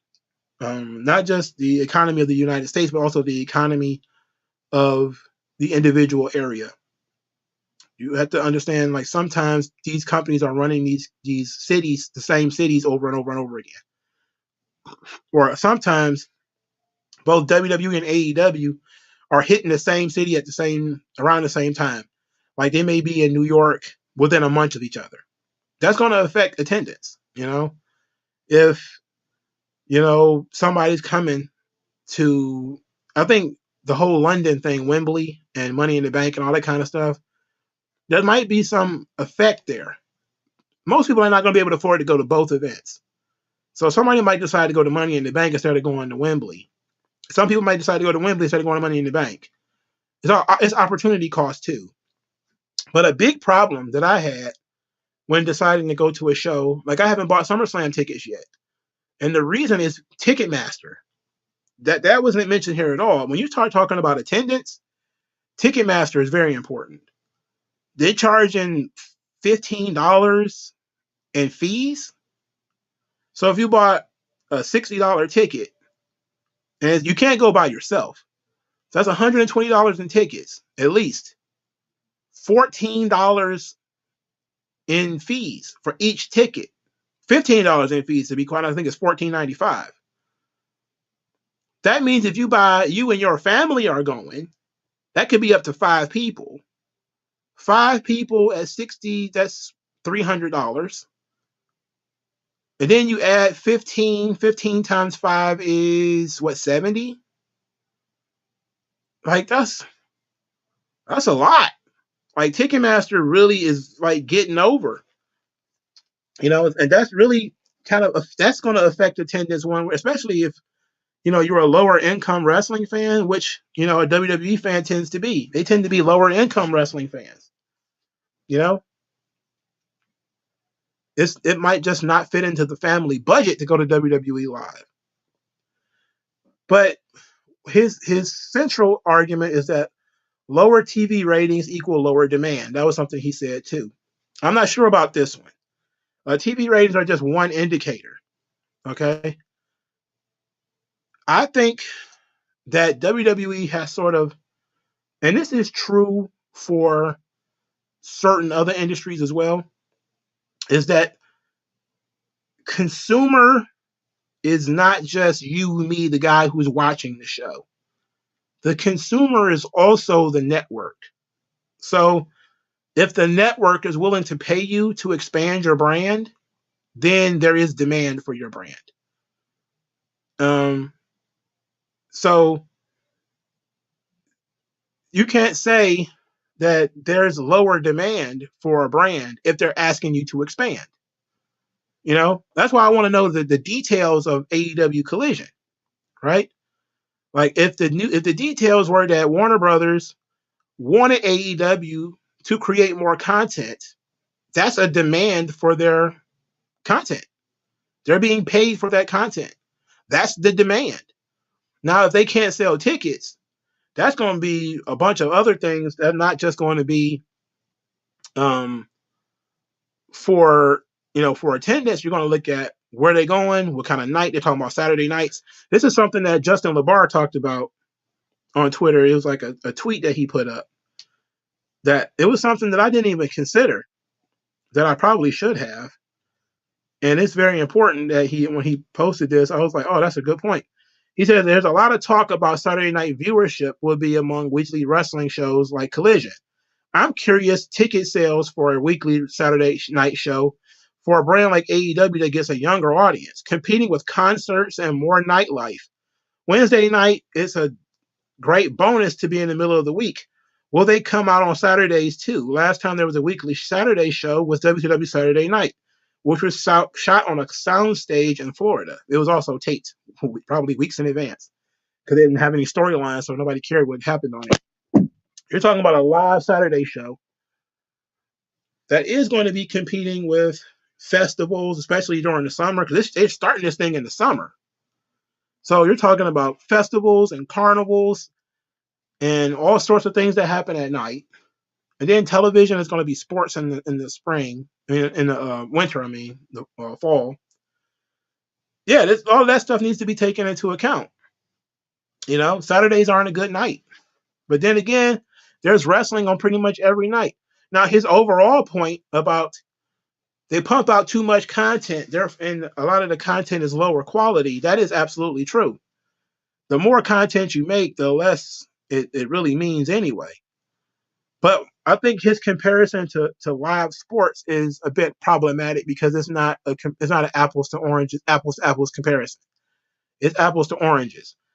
Routinely, pro wrestling in general, we talked about it 100 times on this channel, has been difficult to monetize in terms of ad revenues, etc., regardless of how well they do on TV, because it's considered a low class hobby for people who don't have disposable income.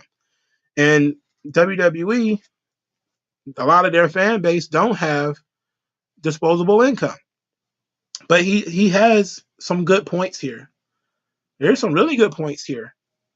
You are asking a lot of people to surrender up a lot of time, and people are already trying to figure out how they can fit all the wrestling that is worth watching today into their TV schedule. Like a lot of people just drop Rampage immediately.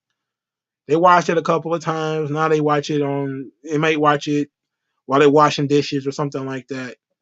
And that's really how I get a lot of my wrestling watching that I don't review for the channel. I'll have it on in the background at work or something like that, or I'll have it on while I'm washing dishes or while I'm reading or something like that. Like I'll just put on like Ring of Honor and let it run. I'm not really watching it, but I'm used to wrestling going on in the background. I'm not sitting down watching every move. And I don't even watch it every week. I may just say, oh, I wonder what happened this week. And I put it on and I'll go do something else. I'll be mopping the kitchen floor or vacuuming and be like, oh, shit. But the stuff that you're supposed to be paying attention to, which is also why people don't watch NXT as much, too, because they don't see it as being that important. Like, there's a lot of people who are wrestling journalists or whatever, quote unquote. They don't even watch the shows live. They record them, then they fast forward through stuff, and they'll do their review. Jim Cornette famously admits that he doesn't watch a lot of this stuff. He could watch shows live. He chooses not to because he comes back to it in the morning so he can fast forward through the show that he don't want to see. And that seems to be how a lot of people watch wrestling these days. Like a lot of people are wrestling fans, they're not watching Raw live. It's 3 hours. It is a lot to ask. It's a lot to ask for people to dedicate that much time to it. But what I think AEW is trying to do is that they do think that they have a lot of AEW hardcores who are fans of theirs only and don't watch WWE, because a lot of people have told that lie that they don't watch WWE. So they get the general idea that, hey, we should start up another show because our fans want another show, our network want another show, and our fans don't watch WWE. When there's a ton of crossover between the two, you know? Do I think that TV ratings will go up if there was less wrestling? It's hard to say because it would depend on what that wrestling featured. If SmackDown was automatically gone and NXT was gone and all you had was Raw, would that make Raw better? I don't know. Would it? I mean, you could shrink WWE by like 70% by doing that, though. You get rid of the Performance Center, you get rid of NXT, you get rid of half the roster because you won't need them because there's no SmackDown. You know, you would just basically be packing Raw full of the same people every week. And eventually folks are going to burn out on that too. You know, so if you burnt out, you burnt out. You know, a lot of people, they consume wrestling in different ways. And that's the way I'm looking at it. Because WWE, and I think what happens is sometimes these people, like a Mr. Tito or, you know, Don Tony or Disco Inferno, they have Vince Russo is another one. They have this older way of dealing and looking at subject matter, and they're not understanding how it appeals to younger people, you know? And one of the ways WWE appeals to younger people is via TikTok videos. They don't necessarily expect people to watch 3 hours of Monday Night Raw. They make 3 hours of Monday Night Raw because USA wants 3 hours of Monday Night Raw, you know? And Nick Khan says, hey, we wish Raw could be 4 hours, you know, because they want USA to pay for a fourth hour. Not because they think they can get you to watch a fourth hour, but because they'll have Raw running for 24 hours if USA Network is willing to pay for it. To them, USA Network is a customer. All right? You have to think about the way things the way they think about things. Then you'll understand it a little bit more. Are we the customer? Yes. But we don't have $50 million or $200 million or whatever.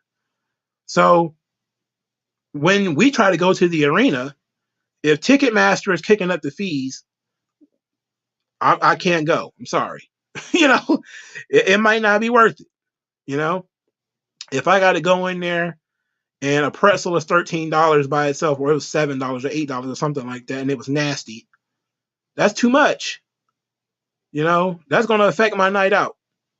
Now, I'm lucky that I don't have children, you know, but I've seen families at these wrestling shows. Husband, wife, 3 kids, 3 little ones running around. And I think to myself, like, bro, think about how much money that guy spent to get in here. You know? To bring his wife and his kids. Sheesh. With Ticketmaster fees, sheesh. And they got pizza and and beer and everything. I'm like, damn. You must be like the vice president of Little Caesars Arena or something. You know, like you gotta have some real money to be in here. And that they don't take that into account, you know? And WWE, like us as the consumer, right? We keep saying that WWE needs to pay the talent more, pay them more money, yada yada yada. But then we don't want to pay the extra money in ticket costs either. If the ticket is $60 or whatever, we don't want to pay that. Plus the Ticketmaster fees, I don't want to pay that.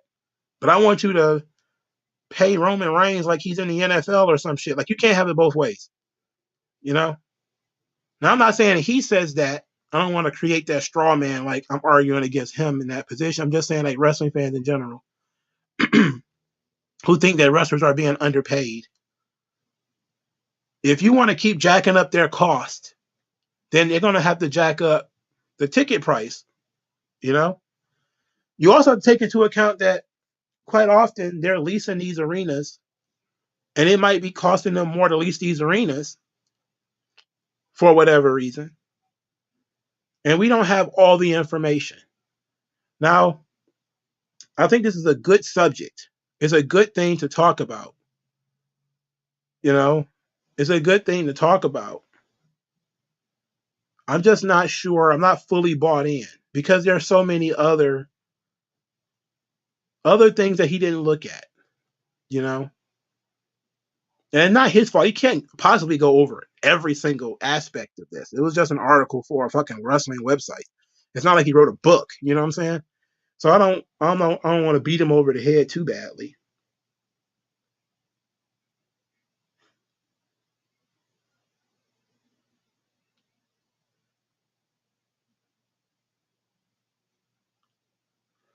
You know, so I'm looking into that sort of thing. So I understand, you know, like like when Vegeta Lover is talking about right here, man. Like you say, all right, I'm going to save up who knows how much money. If you when you got bills and everything, you have to you would have had to start saving for SummerSlam pretty much the moment you heard about it in order to get a decent seat at SummerSlam. You know, you will have to save up every nickel that you got. It will have to be a very special treat that you're going to get for yourself because those seats are expensive. Those seats are expensive. You know, every time I look, it's like I could spend the money. I could spend $600 on a SummerSlam ticket. I could legit. I not saying I'm not financially bragging or anything like that, but I could drop $1,000 on a SummerSlam ticket. But why the fuck would I do that? Why would I do that? You know, it's I look at things a little bit differently. Like I have a different relationship with money than most people. You know, because I didn't have it. You know, like I didn't have anything. So when you get a little bit extra, you want to be able to do multiple things. You know, like there's 100 Saturdays between now and SummerSlam. Who knows? I may go on a website one day and see like, oh shit, there's this X, Y, and Z going on, and it might be a week after SummerSlam. If I drop $1,000 on SummerSlam, shit, I can't go do that either. I'm just gonna have to live like a hermit for 4 fucking months to be able to avoid going to SummerSlam and nothing else. You know, and then I can't. But I'm not thinking about myself. I'm thinking about it in terms of a lot of other people. You know, that's just kind of how I am. I'm thinking about it in terms of people who got children who might want to take their kids to the shows. Because that's really what I think about when I think about wrestling shows. I think about people going with their kids. You know, like I typically go with my friend, you know, your boy Big Search. I usually go with him because I don't got no kids. So, and we've been wrestling fans since we were little. So we'll go to the show together. But that's about it. You know, like he's got kids and I don't. What if he wanted to take his daughters? You know, now the number of people have tripled for him. He got to pay for himself. Got to pay for his two babies. They got to eat. You know, it's gonna be it'll be wild, man. It'll be wild if you had to do all that. They don't even have like kids prices on these tickets, man. You know, I would at least give them kids prices.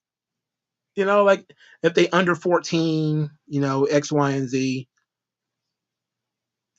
But I don't know, man. It's kind of whack to me. But I'm looking at it things in a holistic way. I'll give him that TV ratings have diminished because there's too much wrestling on TV. And now people are just basically picking and choosing what they want to watch. They don't have the option of watching everything, right?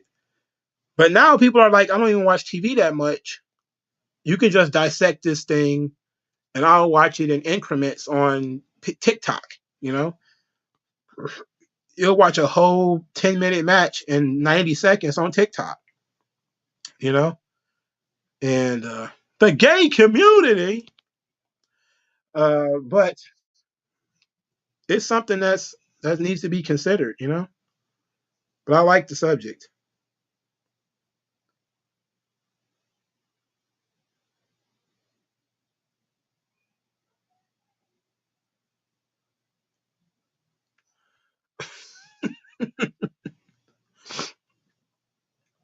But I don't think that I think lower attendance is an amalgamation of a lot of different things. Expensive tickets, people not really being that interested in the shows, even though I think attendance has increased a little bit over the last couple, especially in WWE. They're selling more tickets than ever. Their gates are going up. I think that's probably due to inflation. But that's another thing. Like, inflation is hitting kind of hard on some people. People are burned out because there is so much wrestling. People are pissed because the wrestling is not that great. The storylines, the wrestling has been perfectly fine. The in-ring stuff is fine. The the storylines are not there. The personality is not there.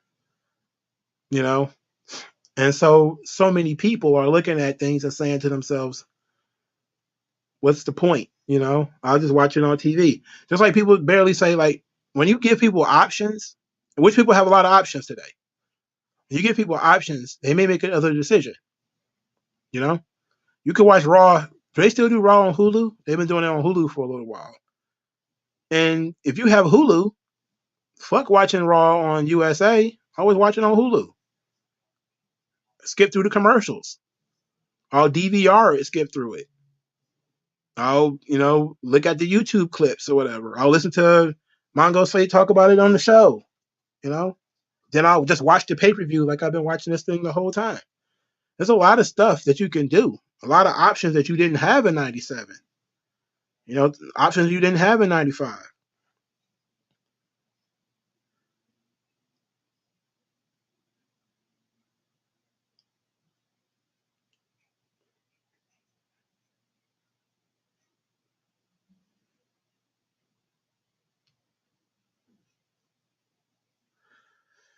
So there's a lot of options out there, Why? Why is it a necessity that I sit in front of my TV between 8 and 11 or 8 and 10 or whatever? It's not necessary. If I'm interested, I'll just come back to it. I mean, so many people who do a lot of talking about these subjects, they don't take that stuff into account. They keep saying, oh, it should be like 2015. It should be like 1995. It's like the world didn't freeze at that point. Like we all had tapes and we could record Raw in 95, sure. If you had a really fancy VCR, you could time it. Like I used to do. Like when we really got like a nice VCR, and I could be like, I'll just tape like Raw, and you get a 60-minute tape, and then you hit that, you set it for 8 o'clock, and then it just starts recording as soon as the 8 o'clock shows up, and then you sit there and you pause it to break up the commercials. I used to do that, but now, nah, nah. I like watching wrestling live because I think it's a better experience. I hate spoilers too. Like I hate spoilers. I hate spoilers so much. Ugh, I hate spoilers so much. Like I legit was trying to watch Battleground and Double or Nothing at the same time because I hate spoilers that much. And then I was like, which one do I care the least about? Like I will watch the next one the next morning. I can stay off YouTube and Twitter long enough to go to bed, wake up the next morning since I didn't have to work, and I'll watch it the next morning. And I'm not gonna say which one I chose. I'm pretty sure you got an idea which one I chose. But I hate spoilers, and so I don't like you know giving people the option of ruining Raw or SmackDown for me. Because just in case something does happen, like a lot of times things don't happen. Nothing's happening. Long stretches of time in which nothing is happening. But what if something does happen? And then like what was this? Clash at the Castle. Not Clash at the Castle. I'm sorry. Um, Night of Champions. Like I went through, like I put it on again as I was doing something else, and a lot of the videos and stuff like that was on the live show was chopped out. Like the Mustafa Ali vlog that when he went to Mecca, it wasn't in there anymore. It was cut out. Like there's certain things that were cut out, and you wouldn't know that if you saw it live, if you didn't see it live. Now I'm not saying something that's very important, but you never know. You know, you never know what they might edit, what they might take out, they might remove it, what they might add. That's why it's probably best for you to see it live.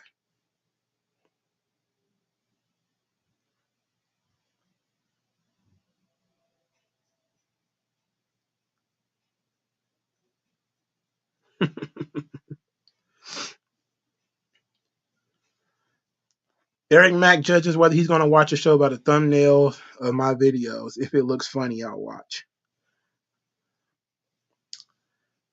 I I would rather wrestling be funny than it try to be too super serious. But it has to be a good funny. It can't be like bad stand up comedian funny. It can't be that. That sucks. Vince was a little too heavy handed with that stuff. Triple H's Raw is too dry. It's not enough comedy. But and with Vince, it was too much comedy. You know, just imagine how many Miz TV segments we missed out on because Vince wasn't there anymore. You know, it's the Miz is out here trying to do hurricanranas now.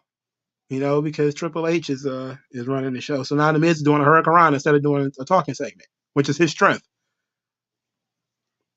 I don't know, man. I don't know what's going on, but I agree with him overall, and I do think that it probably does affect attendance somewhat. You know, because people, especially if they're running a show in the same area, which sometimes they do. Um, Typically, what will happen is they run these areas in blocks. So, especially WWE, they'll be in your same general area. They may be in Michigan, Ohio, Michigan, Indiana, Michigan, Pennsylvania, Michigan, Wisconsin, Michigan, Canada, and they may be hitting those areas. So people don't feel the need to travel from there to here anymore, there to here, there to here, here to there.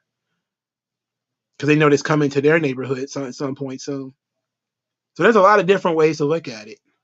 But I don't necessarily look at it in terms of uh, lower ratings equal less attendance and all that kind of stuff. Because there's a lot of individual things that affect TV. And there's individual things that affect people going to the actual venues.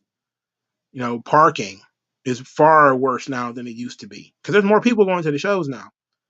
A lot of these venues now, I think they said WrestleMania, what was this? One WrestleMania only had like 18,000 people in it. That was like a big number for a WrestleMania back then. I know they did 90,000 or whatever, 70, whatever in the Silver Dome, but most buildings weren't that big at the time. Now they're running massive football stadiums and paying for parking along with the ticket, along with Ticketmaster prices, along with the venue charging you an arm and a leg for a beer, or if you're a drinker. Like I'm not a drinker, so I don't care. I'm a food guy. So you charge an arm and a leg for food or whatever. Yeah, that's an expensive night out, man. That's an expensive night out because Sean apparently his one good eye is not on Dragon League yet. You know.